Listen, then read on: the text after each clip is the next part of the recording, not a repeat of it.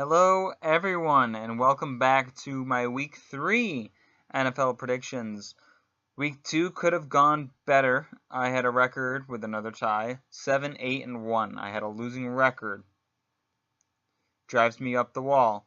Right now, that brings my record for the season to 15, 15, and 2, so I'm 50% straight through, which honestly, I thought I did pretty poorly this week considering, that I had a losing record, but then I looked on this website that I follow called PickWatch, and apparently I wasn't the only one who had a terrible week.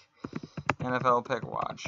A lot of NFL experts struggled last week because with Week 2 in the NFL season, you always come across the teams who killed it in Week 1 and either you don't expect them to do the same thing in Week 2 or they just fall off a cliff in Week 2.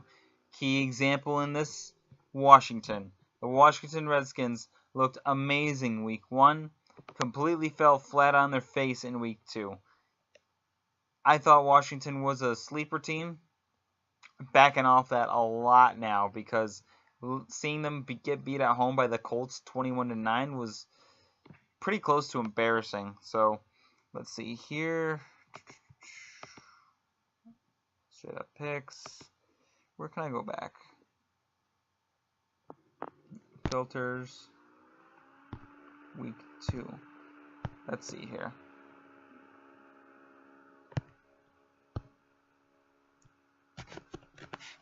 Sorts by wins. Alright. I am in the top.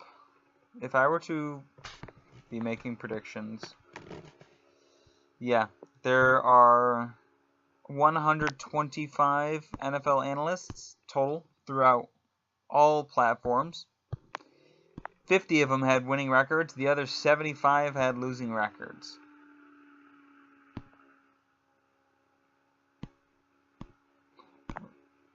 Wait a minute. Nope. I was wrong. It's like halfway through. A lot of people had 8 and 7 records. A lot of people were 8 and 7, 8 and 7, 8 and 7 because they're not counting that tie. I was just 7 and 8. So not a bad week. Some games that we were wrong on. I overhyped the Ravens going into the Bengals game. Panthers Falcons I got right. Chargers Bills I got right. Packers Vikings that ended up in a tie. I was wrong about the Texans Titans game. A lot of people were. That was one of the big games that everyone got incorrect. 86% of analysts picked the Texans. 14% picked Tennessee. How could you pick Tennessee? This is a Texans team that beat them 57-14, led by Deshaun Watson last year. And this year, Tennessee's playing without Mariota, without both of their tackles, without their top tight end, and one of their reserve tackles. We were playing practice squad linemen in this game, and our backup quarterback, Blaine Gabbert, and we win. Are you kidding me? That just didn't make any sense. Browns-Saints game I got right, even though I almost got wrong. The Dolphins-Jets game, I got right. I said Miami would win this game. 81% of analysts picked the Jets. Look, I'm high on Sam Darnold. I think the kid's going to be good. I just didn't think the Jets would jump out to 2-0. Didn't think it was going to happen. I picked Miami in that game, and I was correct. Next game, Chiefs at Steelers. Got that one wrong. A lot of people got that one wrong. 71% of analysts picked Kansas City. Eagles at Bucks. 90% of people picked the Eagles. Bucks ended up winning. Colts Redskins, I already touched on that one a bit. Most everyone got Rams Cardinals right. Most everyone got 49ers Lions right. And Broncos Raiders. I got all 3 of those games right. Patriots at Jags. I got that one incorrect. The Jaguars ended up winning the game. Giants Cowboys was a coin flip. I ended up getting the coin flip incorrect. I picked the Giants. The Cowboys ended up winning. Seahawks at Bears. I honestly thought Seattle. I didn't think Seattle would drop to 0-2, but they did because honestly the Bears are better than I thought they were going to be this year. Because that defense, if they keep up the pace that they're at, that defense is nice. So without further ado, let me go ahead and go to Week 3. First game, we have the Jets at the Browns. That's the Thursday night football game. I'm going to pick the Jets. I want to pick Cleveland. But the fact of the matter is this team seems to be cursed. So, therefore, I'm not picking the Cleveland Browns until they win a game. Until they can prove to me that they can win a game, that's when I'm going to pick Cleveland. Right now, I'm on the Jets. I think the Jets will take the victory. We'll go 28-24. Cleveland will keep it close again because the Browns like to blow games. So, I mean, we'll see what happens. The game is in Cleveland. So, I have 28-24, the Jets winning.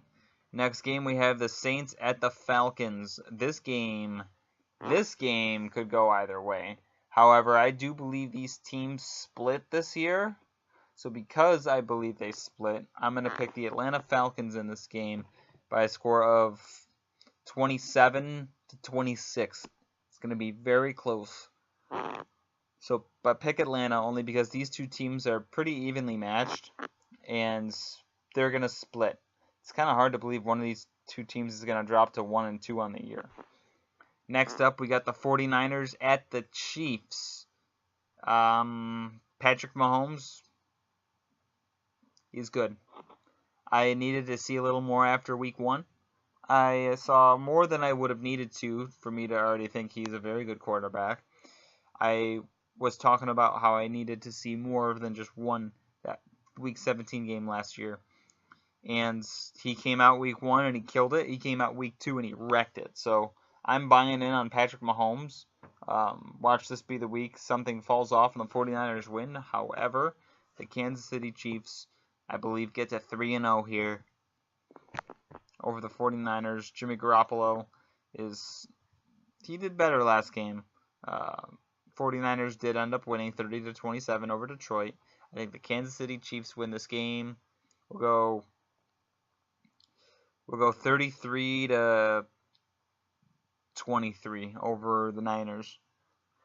Next up, we have the Raiders at the Dolphins. One is 0-2, the other is 2-0.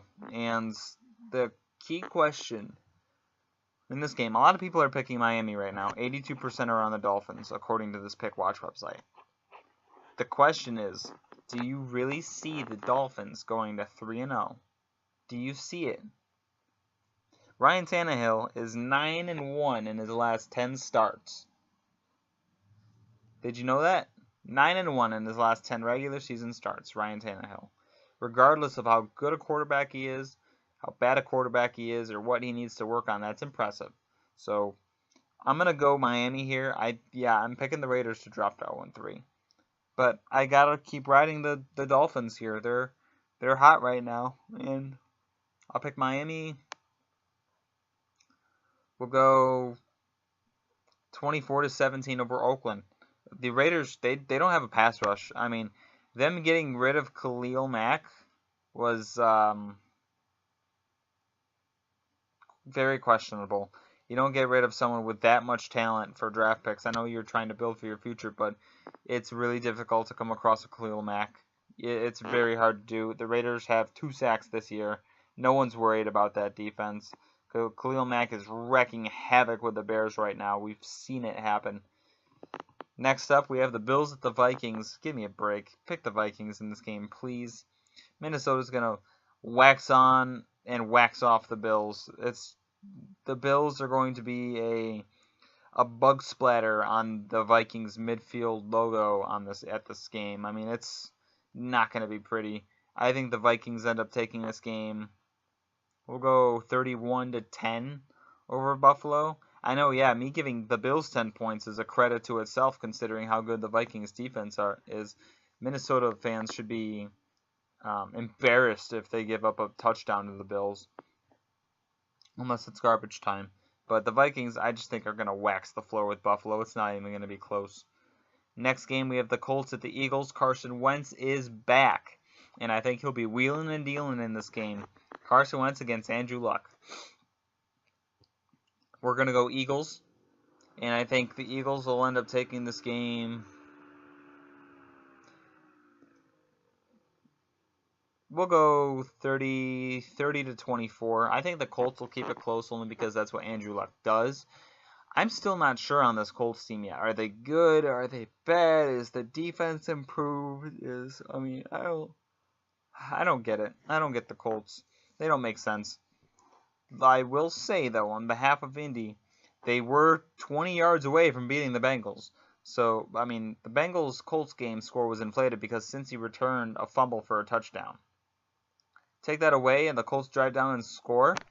This is a 2-0 Colts team we're talking about. That's how razor thin the margin of error is in the National Football League.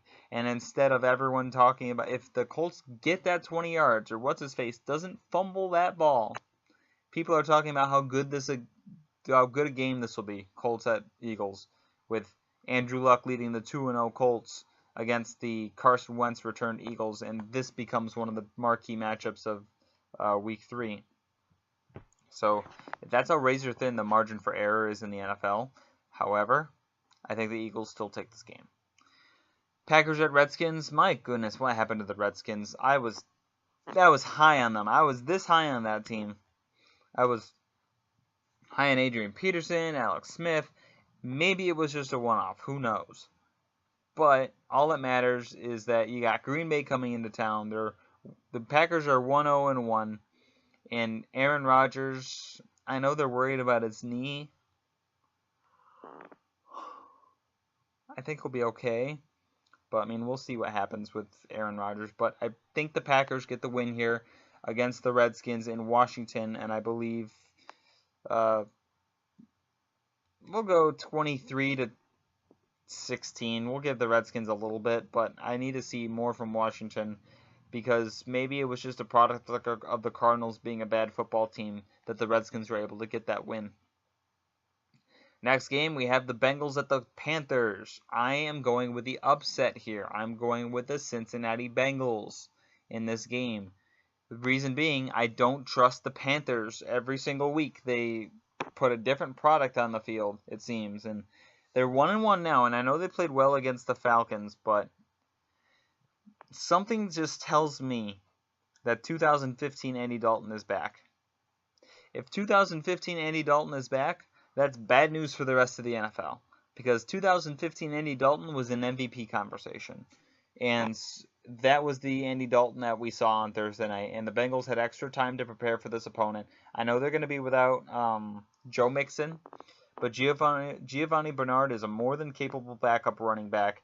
And I still think the Bengals, I think they're going to go into Carolina and get the dub. This is a risky pick that I'm taking, but we'll see what happens. I'm going to go Bengals 20-16 over the Panthers. Next game. Titans at the Jaguars. I'll get it out of the way. I'm picking the Jaguars. I'm going to pick the Jaguars to win. Whether Mariota plays or he doesn't play, I'm picking Jacksonville to win, let's say, 21-14. Listen, for all of you analysts or all of you predictors or everyone saying how Jacksonville's going to mop the floor with this Titans team, I urge you on the side of caution. The Jaguars just finished taking down the New England Patriots pretty handily. This would be a good spot for a letdown right here, especially if Mariota plays.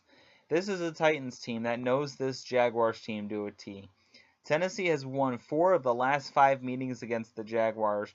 When Mariota plays the game from start to finish, he's only lost 1 game in his career against the Jaguars, and that game was lost on the 20-yard line on a Thursday night football game his rookie year. Other than that, Mariota's perfect when he plays Jacksonville. Regardless of that game where he got hurt in halfway through, this was the 2016 Week 16 game against Jacksonville. Jacksonville ended up killing us in that game, but we lost Marcus Mariota in the second half. We were only trailing in that game by about a touchdown at that point, so you can't count that one. But you just talk about full football games Mariota has played against this Jaguars team, and he is 4-0 in his last 4 full football games against the Jags. Now, if he doesn't play, then this will be for moot. If he doesn't play and and Blaine Gabbert plays, who knows? Blaine Gabbert showed up against Jacksonville last year when he was a Cardinal. Blaine Gabbert beat the Jaguars last year as an Arizona Cardinal. So we'll see what happens.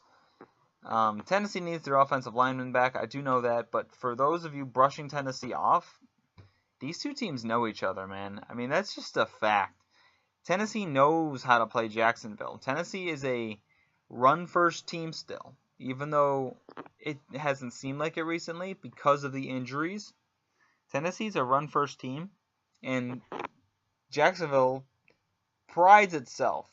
That's why Jacksonville is successful against the Steelers and the Patriots on Sunday, because that defense, that secondary, if you take that secondary out of the game and you focus on just stubbornly running the football, you have a chance against this team. If you block well, if you don't allow sacks, and you stubbornly run the ball, you will be in the game against the Jaguars. And Tennessee knows how to do that. So for those analysts or those who are saying this is going to be an easy win, caution. Do not touch this game on money lines. Do not touch it in survivor pools. Just don't, okay? Trust me. The Titans are not going to go down in this game easily. These two teams know each other way too well. And Tennessee has had very solid history over the Jaguars. And there could always be a letdown. So I'm going to go with the Jaguars 21-14 in this game, only because if there was one game in the division Tennessee were to lose, it would be this one and at Houston. Because I think, well, maybe at Indy too if Andrew Luck stays healthy. But the road games for Tennessee in the division are going to be tough. So getting to a 1-0 start in the division by beating Houston was huge. See what happens, though. Next game, we have the Broncos at the Ravens. I'm going to go with the Ravens here. They've had extra time to prepare. Denver has had to rely on some game-winning drives. 2 game-winning drives from Case Keenum and 2 made field goals are the difference between this team being 2-0 and 0-2. Either everyone's talking about them or everyone's ignoring them. Because if this Broncos team, if there were different results and they were 0-2, people will be hopping on Baltimore like that. So pick the Ravens in this game only because I feel like I've seen more consistency with the Ravens, and the Broncos beat 2 0-2 teams pretty easily. Or not pretty easily. They beat 2 0-2 teams by the skin of their teeth. That was the Ravens that won their game against the Bills easily. But the Bills are just a terrible football team. So I'm going to go Ravens. We'll go... It'll be close. Case Keenum will keep this game close. But Case Keenum can't be clutch every week. That's the thing. I'm going to go 24-21 over the Broncos. Giants at Texans. I'm picking Houston, man. Houston's, you got to wake up. I don't know what you're doing losing to Tennessee in a backup offense, but you did it. And your defense should be able to manhandle this Giants offensive line, because this Giants offensive line is terrible. Eli Manning's going to be on his back all year long if this offensive line continues to play the way it did against Dallas. Houston, especially if they can get Jadeveon Clowney back, they already have J.J. Watt. This should be an easy victory for the Texans. They need to contain Saquon Barkley, because he's been a monster out of the backfield so far for the Giants. So pick the Texans in this game, and I'm going to pick the Texans to win 31-17 over the Giants. Next game, we have the Chargers at the Rams.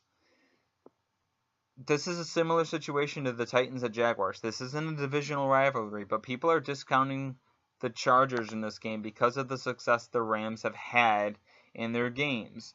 Look at who the Rams have played. They've played the Raiders. They've played the Cardinals. The Chargers are a much better team than both of those teams. And the Chargers are not going to go away quietly. I'm going to pick the Rams in this game. And I'm going to pick the Rams. Did I pick? I can't decide. I think I did pick the Rams. The answer to that question is yes, I did. Pick the Rams. We'll go 31 to 28 over the Chargers. The Chargers are not going to go away, okay? Chargers are a good football team, regardless of what happened in Week 1, because Kansas City is playing lights out right now. So you can't fault the Chargers for that performance in Week 1. Week 2, they took care of business against the Bills, the Rams. This low-key could be one of the best games of Week 3. But I still think the Rams will end up getting the win. Next game, we have the Bears at the Cardinals. Pick Chicago. The Cardinals, they're garbage, man. I mean, I thought this team could have a lot of potential coming into this year, and all they've done is just let me down. Losing Bruce Arians, I really think hurt this team, because Bruce Arians took this Cardinals team last year with duct tape and string and carried them to an 8-8 record. The Cardinals now, they're just not that good. They're not good at all.